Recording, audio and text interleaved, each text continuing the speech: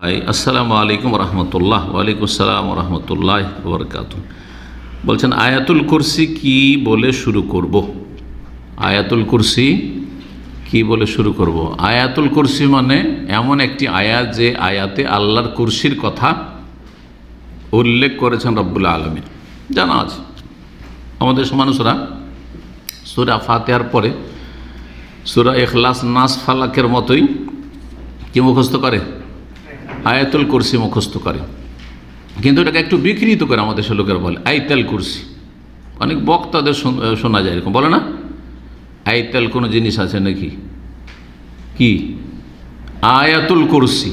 কি আয়াতুল কুরসি? কুরসির আয়াত। জি, তো আয়াতুল কুরসি কি দিয়ে পড়বেন? কোরআনের আয়াত পড়লে শুরু করলে প্রথমখানে কি বলতে হবে? আল্লাহ কোরআনে বলছে ফাইজা কারাতাল কোরআন ফাস্তাইজ বিল্লাহি মিনাশ শাইতানির রাজিম, সূরা নাহলে। যখন তুমি কোরআন পাঠ করবে, তেলাওয়াত করবে, তখন বিতাড়িত শয়তান থেকে আশ্রয় চেয়ে নেবে। তাহলে আউযু বিল্লাহি মিনাশ শাইতানির রাজিম পড়বেন, এটি প্রসিদ্ধ। এছাড়া আউযু বিল্লাহিস সামিউল আলিম মিনাশ শাইতানির রাজিম পড়তে পারেন। আউযু বিল্লাহিস সামিউল আলিম মিনাশ শাইতানি মিন হামজিহি ওয়া নাফখিহি। জি, এটা বলবেন। আয়াত থেকে শুরু করেন অথবা সূরা প্রথম থেকে প্রথম যখন শুরু করবেন। এখন যখন এখানে আউযু বিল্লাহি মিনাশ শাইতানির রাজিম দিয়ে শুরু করছেন, আউযু বিল্লাহি মিনাশ শাইতানির রাজিম, তারপরে আয়াতুল কুরসি কি দিয়ে শুরু হচ্ছে? আল্লাহু। এখানে একটা গুরুত্বপূর্ণ কথা আপনাদেরকে শিখিয়ে দিচ্ছি, যেটা হয়তো আপনারা এর আগে শোনেননি অথবা শিখেননি। সেটা হচ্ছে যে এই আউযু বিল্লাহর শেষখানে কি আছে? মিনাশ শাইতান আর রাজিম, বিতাড়িত শয়তানের কথা আছে। বিতাড়িত শয়তানের কথা। আমি আউযু আশ্রয় গ্রহণ করছি বিল্লাহি আল্লাহর, মিনাশ শাইতানির রাজিম বিতাড়িত শয়তান থেকে।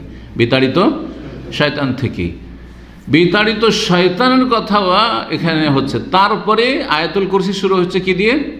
আল্লাহ দিয়ে। সুতরাং এখানে ওয়াকফ করা ফরজ, জরুরি, থামতে হবে অবশ্যই।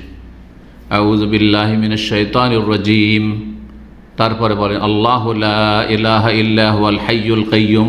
থামা ফরজ। কেন? যদি না থামেন, একসাথে টান দিয়ে পড়ে নেন, জানো অনেক কারি সাহেবরা পড়ে না, এখানে করেন না, কিন্তু অন্য যে এক আয়াত আর এক আয়াত, আলহামদুলিল্লাহ রাব্বিল আলামিন আর রহমানির রহিম মালিকি ইয়াউমিদ্দিন পড়ছে না?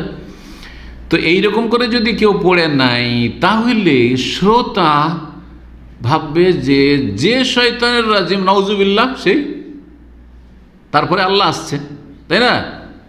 কুফর, এর চেয়ে বড় কুফরি আছে যে শয়তান রাজিম আল্লাহ? কুফর, তাই না? এইটা যেন আশঙ্কা না হয়, সেই জন্য থামা এখানে ওয়াকফ লাজিম করতে হবে, থামতে হবে। কিন্তু বিসমিল্লাহির রহমানির রহিম আল্লাহু লা ইলাহা, অসুবিধা নেই, কারণ বিসমিল্লাহির রহমানির রহিম শেষে কি আছে? আর রহমান আর রহিম আল্লাহরই নাম আছে। যিনি রহমান, যিনি রহিম, তিনি আল্লাহু লা ইলাহা ইল্লাহু। অসুবিধা নেই। বুঝতে পেরেছেন? আচ্ছা, কেউ যদি আউযু বিল্লাহ পড়ার পরে বিসমিল্লাহির রহমানির রহিম পড়ে আর তারপরে আয়াতুল কুরসি পড়ে, ভালো, কোনো অসুবিধা নেই। কারণ যে কোনো ভালো কাজের আগে বিসমিল্লাহ পড়া সুন্নাত। বিসমিল্লাহ পড়া সুন্নাত যে কোনো ভালো কাজের আগে।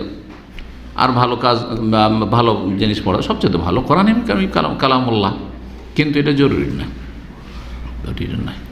এমনকি ইস্তেআজা সেটাও সুন্নাত, ফরজ নয় আউযু বিল্লাহ পড়া। তো সুন্নাত হচ্ছে আউযু বিল্লাহ পড়া। সূরার শুরুতে যদি হয় তো সূরা তওবা ছাড়া অন্য সবগুলি সূরাতে বিসমিল্লাহ পড়তে হবে, কারণ বিসমিল্লাহ লেখা আছে। আউযু বিল্লাহি মিনাশ শাইতানির রাজিম, বিসমিল্লাহির রহমানির রহিম, আলহামদুলিল্লাহি রাব্বিল আলামিন, এইভাবে।